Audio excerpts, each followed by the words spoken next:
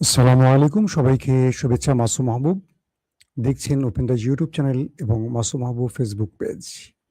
নাসির মালিক Singapore থেকে একটি প্রশ্ন করেছেন, ভাই আমি যে কত মেসেজ করি, আমার মেসেজের কোনো উত্তর দেন না। আমি সিঙ্গাপুরে রাত জেগে আপনার খবর দেখি। ভাই আমি আজকে আপনার মেসেজের উত্তরটি দিলাম। আশা করি আপনি খুশি হয়েছেন, কারণ লাইভের মধ্যে মেসেজগুলো আসলে চোখে পড়ে না। আর যেগুলো আমার চোখে পড়ে আমি চেষ্টা করি, অনেকের নাম মাঝে, মাঝে উচ্চারণ করি। আবার অনেকে বলেন যে, "ভাই নাম-টাম বলার দরকার নাই। আমরা খবর শুনতে চাই।" ভাই আপনারা ওসমান হাদি ভাইকে নিয়ে কিছু বলেন না কেন? ভাই অনেক বলছি ওসমান হাদিকে নিয়ে। বলি না মানে কি? বলছি অনেক। এখন আন্তর্জাতিক খবরের মধ্যে তো ওসমান হাদিকে টেনে আনতে পারি না। বাট বাংলাদেশের খবর আবার শীঘ্রই করছি। কাল পরশু থেকে আবার দেখবেন বাংলাদেশের প্রসঙ্গ টেনে আনবো। তাতে যাদের ভালো লাগবে লাগুক, না লাগলে না লাগুক। বাট বানান ভুল আছে ক্যাপশনে। তাই নাকি? ওকে, ঠিক করব। আমার অ্যাডমিন কি করছে আমি চেক করিনি। আমি লাইভটা শেষ করে ঠিক করে দেব। দর্শক,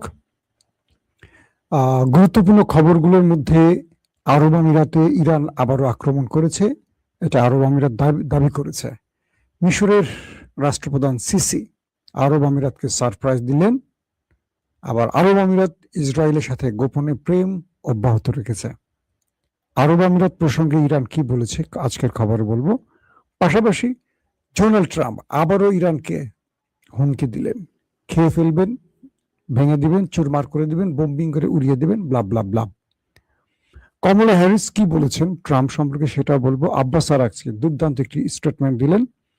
সবকিছু মিলিয়ে আজকে ইরান আমেরিকার একদম লেটেস্ট আপডেট খবরগুলো আপনাদের দেবার চেষ্টা করছি। আসেন, মার্কিন প্রেসিডেন্ট ডোনাল্ড ট্রাম্প তিনি ইরানকে আবারও হুমকি দিলেন। বললেন, ইরান যদি সমঝোতার পথে না হাঁটে, ইরান পুরো ইরানকে নিউক্লিয়ার অ্যাটাক হলে যে অবস্থাটা তৈরি হয়, ঠিক এরকম একটি অবস্থার বর্ণনা দিয়ে বলেছেন পুরো ইরানকে ছাই করে ফেলা হবে। নিউক্লিয়ার অ্যাটাক হলে আসলে কি হয়, ঠিক ওইরকমই একটি আভাস দিলেন। তার মানে ডোনাল্ড ট্রাম্প কত 12 থেকে 13 দফা ডেডলাইন এবং হুমকি ইরানকে দিল। তিনি প্রতিদিন একবার করে ইরানকে হুমকি না দিলে তার টয়লেট ঠিক মতো হয় না। এই তথ্যটি কোন একটা গোয়েন্দা সংস্থা বোধহয় দিয়েছিল নাকি? সেই গোয়েন্দা সংস্থার নাম কি? বাংলাদেশ আওয়ামী লীগ। বলা হচ্ছে যে তিনি নতুন করে আবারও ইরানকে হুমকি দিয়েছেন। অথচ কালকে রাতে ইরানের সাথে যখন আমেরিকা লড়াইটা হলো, ডোনাল্ড ট্রাম্প বললেন যে এটা আমাদের যুদ্ধবিরতির কোনো সমস্যা হবে না, আমাদের ভালোবাসার কিছু ধাক্কা এদিক ওদিক থেকে আসতেই পারে। তার মানে ডোনাল্ড ট্রাম্প ইরানের সাথে লড়তে চান না, কিন্তু লড়তে চায় কোনো একটা গোষ্ঠী চায়। হ্যাঁ, ট্রাম্প চায় না, ইসরায়েল চায় বা আরো কেউ চায়। কিছু তথ্য বুঝতে পারবেন। কমলা হ্যারিস মার্কিন প্রেসিডেন্টের বিপরীতে দাঁড়িয়েছিল, মনে আছে? তো তিনি বলেছেন ট্রাম্প, অনেকেই মনে করেন তিনি পাগল, অসুস্থ কিংবা একটু কি বলে এটাকে বেকুব প্রকৃতির। না, ট্রাম্প একজন ভয়ঙ্কর ব্যক্তি। কে বলছে? কমলা হ্যারিস। ট্রাম্প একজন ভয়ঙ্কর ব্যক্তি।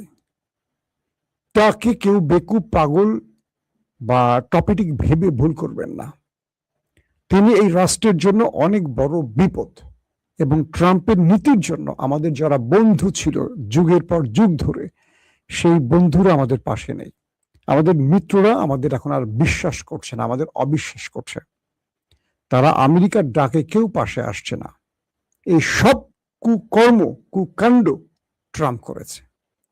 তার কারণে আজ আমেরিকা একা হয়ে পড়েছে, যেটা আমেরিকার কি বলবো 250 বছরের ইতিহাসে এরকম ঘটনা খুব কম ঘটেছে। কমলা হ্যারিসের এই বক্তব্যটি আমার কাছে খুব যৌক্তিক মনে হচ্ছে। ট্রাম্প প্রতিদিন বিনোদন দেওয়ার জন্য ট্রুথ সোশ্যালে যাই বলুক, তিনি কিন্তু পাক্কা খেলোয়াড়। কারণ মার্কিন প্রেসিডেন্ট হওয়ার দৌড়ে তিনি শুধু বিজয়ী হননি, তিনি রিপাবলিকান শিবিরেও লড়াই করেছেন। তবে সাম্প্রতিক সময় কয়েকটি জরিপে দেখা গেছে রিপাবলিকানদের মধ্যে তার জনপ্রিয়তা 30% চলে আসছে। অর্থাৎ এটা ফুল আমেরিকার জরিপ বাদ দেই, শুধু রিপাবলিক যে দল থেকে ট্রাম্প প্রেসিডেন্ট হয়েছেন সেই দলের মধ্যে তার জনপ্রিয়তা 70% গায়েব হয়ে গেছে। তাহলে মূল অ্যাভারেজ যদি পাকিস্তানিদের হিসেব করি, মধ্যবর্তী নির্বাচনে ট্রাম্প একটা বড় রকম মূলা পাবেন আশা করা যাচ্ছে। দর্শক, আসছি 2 নম্বর খবরে। ইরানের পররাষ্ট্রমন্ত্রী খুব গুরুত্বপূর্ণ একটি কথা বলেছেন, আব্বাস আরাগচি। তিনি বলেছেন, যখনই ইরান একটি শান্তির দিকে এগুতে শুরু করে, যখনই পৃথিবী বা বিশ্ব একটি সুন্দর সমাধানের দিকে এগুতে চেষ্টা করে, তখনই আমেরিকা হঠাৎ করে আক্রমণ করে বসে। আব্বাস আরাগচি বলছেন, যখনই আমরা আলোচনার মাধ্যমে একটি টেকসই সমাধানের দিকে এগোই অথবা শান্তির জন্য এগোই, যখন সমাধান খুঁজে বের করার পথে হাঁটি, তখন দেখি আমেরিকা হঠাৎ করে একটি আক্রমণ করে সবকিছু ভেস্তে দেয়। কাল রাতে সেই ঘটনাটি ঘটেছে। আমেরিকা হুট করে ইরানের মধ্যে ঢোকে এবং ইরানের কি বলবো বন্দর আব্বাস পর্যন্ত প্রায় চলে আসে। এরপর ইরানের উপর আক্রমণ করে, ইরান পাল্টা অ্যাটাক করে। কালকে রাতে যে খবর পেলাম সেখানে হলো কেশম বন্দর এবং বন্দর আব্বাস, এখানে আমেরিকা প্রথমে ব্যাপক অ্যাটাক করে এবং বলা হয় যে ইরানের কিছু কার্গো জাহাজ আটক করে নিয়ে যায় আমেরিকা। এরপর বাহমান পিয়ারে, ইরানের একটি অঞ্চল, সেখানেও বড় রকম শব্দ শোনা যায়।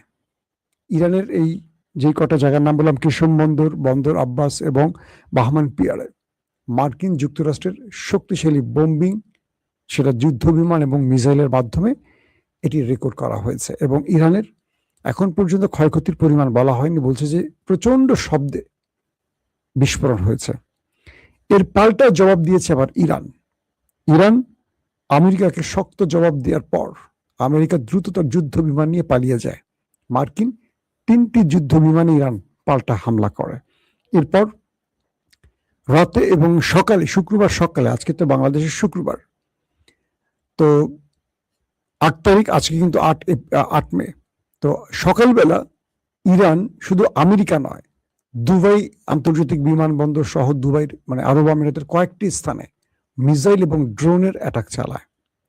এ ব্যাপারে ইরান কোনো মন্তব্য করেনি, কিন্তু আরব আমিরাতের যেই প্রতিরক্ষা দফতর, সেখান থেকে স্টেটমেন্ট দেওয়া হয়েছে যে ইরান আরব আমিরাতে ব্যাপক অ্যাটাক করেছে ড্রোন এবং মিসাইলের মাধ্যমে। দর্শক, আরব আমিরাতকে নিয়ে অনেক লম্বা একটা খবর আছে। তার আগে বলি, আরব আমিরাতের প্রেসিডেন্ট বা রাষ্ট্রপ্রধান, প্রেসিডেন্ট তো না, ওদের রাষ্ট্রপ্রধান যেটা কি বলে, তো এমবিজেড মোহাম্মদ বিন জায়েদ, তার সাথে নেতানিয়াহু টেলিফোনে আলাপ হয়েছে এবং বলা হচ্ছে যে দুজনের মধ্যে বেশ কঠিন একটা সমঝোতা, শুধু না, ইরানকে মোকাবেলায় একটা বড় পরিকল্পনা তৈরি হচ্ছে আরব আমিরাত এবং ইসরায়েলের মধ্যে। মিশরের president Abdul Fattah al CC, তিনি এসেছিলেন আরব আমিরাতে এবং একটা যুদ্ধ বিমানের বহর নিয়ে এসছেন। আরব আমিরাতকে রক্ষায় মিশর কাজ করবে এবং আরব আমিরাতের পাশে থাকবে এমন ঘোষণা শুধু দেননি, আরব আমিরাত মিশরের ভূখণ্ড রক্ষার যত রকম সিদ্ধান্ত নিয়ে সব নেবে। প্রশ্ন হলো, ইসরায়েলের মিত্র আরব আমিরাতকে রক্ষায় মিশরের এত প্রেম, ফিলিস্তিন ইস্যুতে আমরা রাফার সীমান্তটা খুলতে দেখিনি। যখন ইসরায়েল ফিলিস্তিনিদের মারছে, তারা যারা নিরীহ নারী পুরুষ পালিয়ে রাফা দিয়ে মিশরে ঢোকার চেষ্টা করে, সেখানে আটকে রাখে এবং সেখানে বোম্বিংয়ে প্রচুর ফিলিস্তিনিরা প্রাণ হারায়।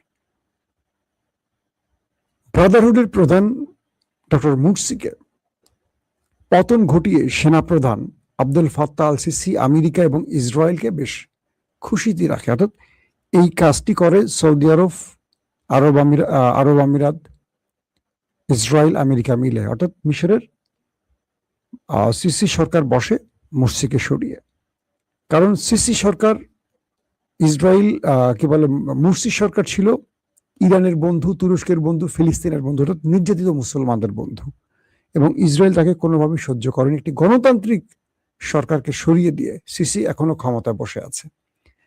এখন আমেরিকার কোনো হেডেকে লাগে না। আমেরিকা গণতন্ত্রের কথা পুরো পৃথিবীতে বলে, কিন্তু ইসরায়েল নামক মিশর নামক দেশটিতে কেমন গণতন্ত্র চলছে জানি না। পাকিস্তানের মতো জায়গায় কোনো গণতন্ত্রের নাম নেই, কিন্তু বসে আছে ফিল্ড মার্শাল আসিম মনির রাষ্ট্রপ্রধান হয়ে, কিন্তু নামে মাত্র তিনি সেনাপ্রধানের চেয়ারের নামটি উল্লেখ করছেন, কিন্তু তিনি সমস্ত ক্ষমতার মালিক।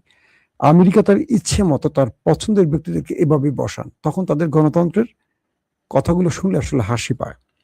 তো আজকে মিশর আসছেন আরব আমিরাতকে রক্ষায়। ইরান বলছে আরব আমিরাতকে নিয়ে যে আমাদের প্রতিবেশী যে বিশ্বাসঘাতক আছে, মানে আরবের কয়েকটি রাষ্ট্রের মধ্যে আরব আমিরাতকে উদ্দেশ্য করে বলছে যে আমরা তাদেরকে সতর্ক করতে চাই, তোমার যে বড় আব্বা আমেরিকা সেই পালাবে দু একদিনের মধ্যে, আর বাকি যাদের সাথে তুমি গোপনে প্রেম করছো, মানে লটর পটর করছো, তারা সামনে এগোবার সাহস পায় না। তোমাকে সতর্ক করছি, তুমি ইরানকে নিয়ে ষড়যন্ত্র করো না।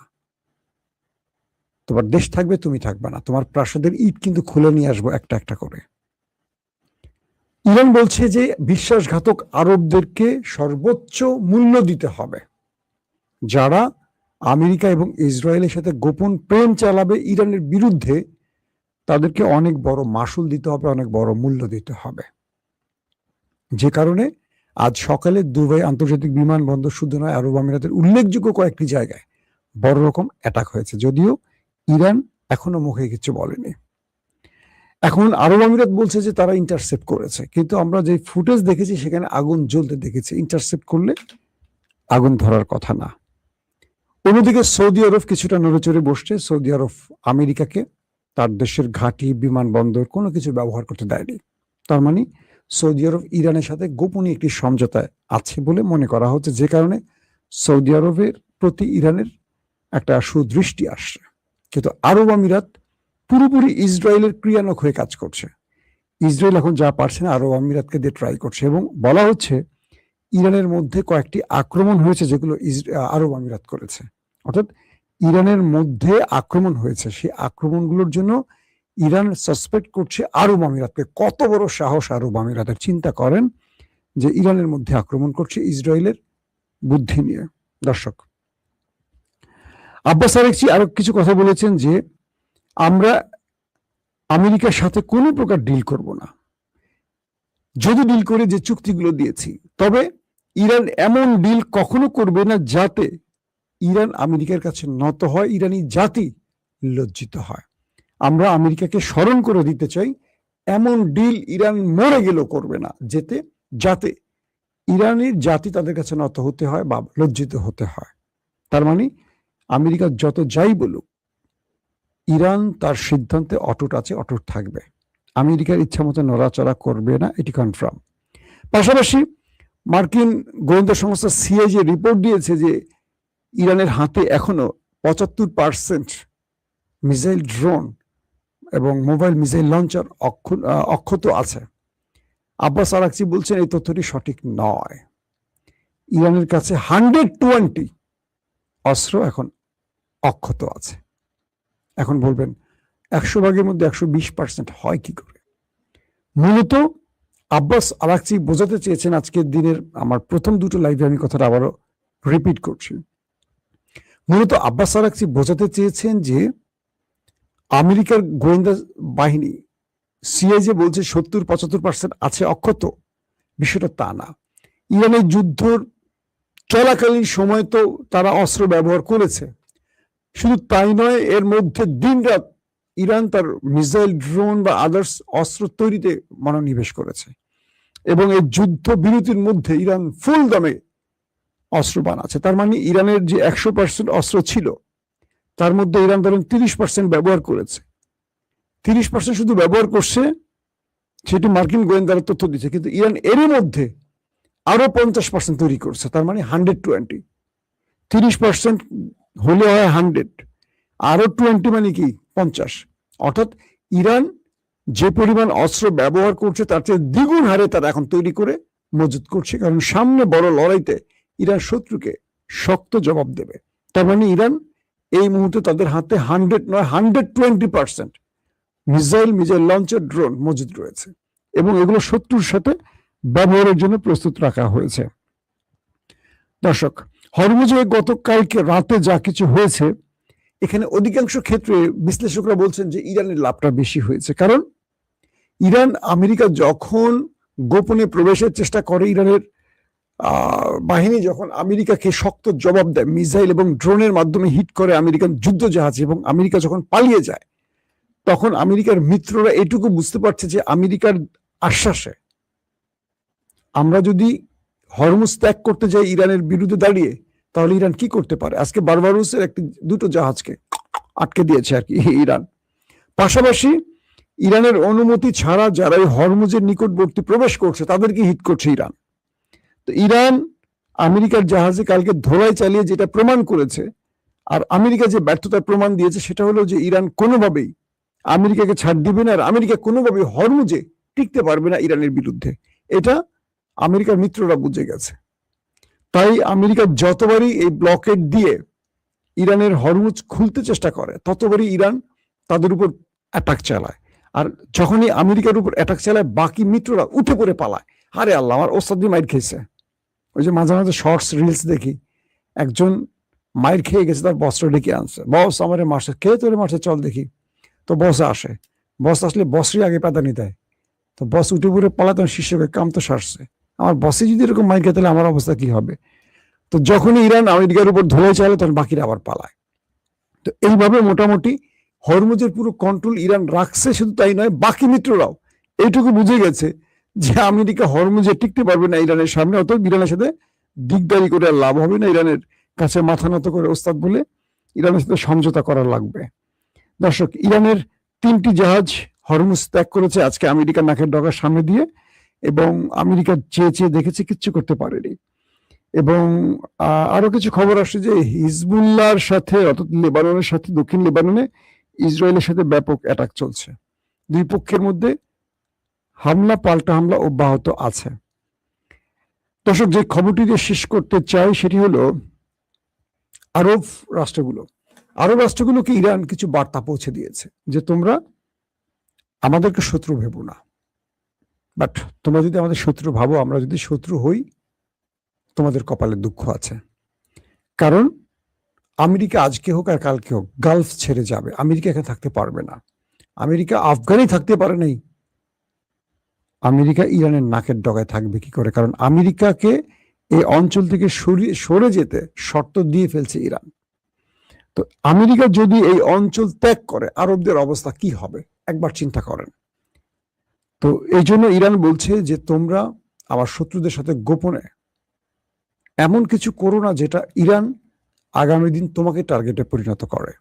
তো আরব আমিরাত এবং ইসরায়েল বারবারই ট্রাম্পকে বা আমেরিকাকে যুদ্ধে টেনে আনার চেষ্টা করছে, এটা মোটামুটি প্রমাণিত হয়ে গেছে। এবং আমিরাত মুসলিম বিশ্বের যে বিস্ফোরা, যাকে আমি সবসময় বলি মুসলিম বিশ্বের বিস্ফোরা, তারা আজকেও ইরানের বিরুদ্ধে নতুন করে পরামর্শ বা ইসরায়েলের সাথে পরিকল্পনা করেছে। এবং ইসরায়েল বা মিশর বিদেশি সেনাদের ঢোকানোর চেষ্টা করছে আরব আমিরাতে, এমন অভিযোগ উঠেছে ইরানের পক্ষ থেকে।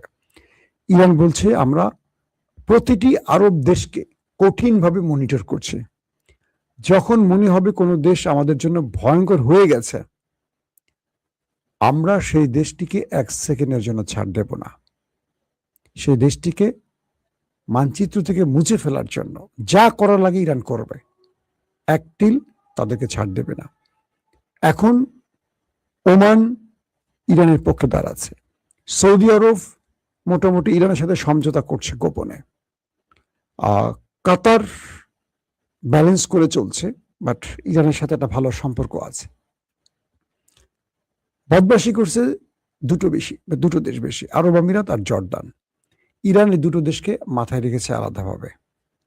এখন যদি কোনো কারণে ইরানের কাছে তথ্য আসে যে ইসরায়েলের অস্ত্র নিয়ে বা সেনাদের নিয়ে বা বাইরে কোনো সেনাদের নিয়ে আরব আমিরাত ইরানে আক্রমণ করেছে, এবং এটা ইরান প্রমাণ পেলে ধরবেন আগামী 2-1 দিনের মধ্যে আরব আমিরাতে ম্যাসিভ আকারে হিট করবে ইরান।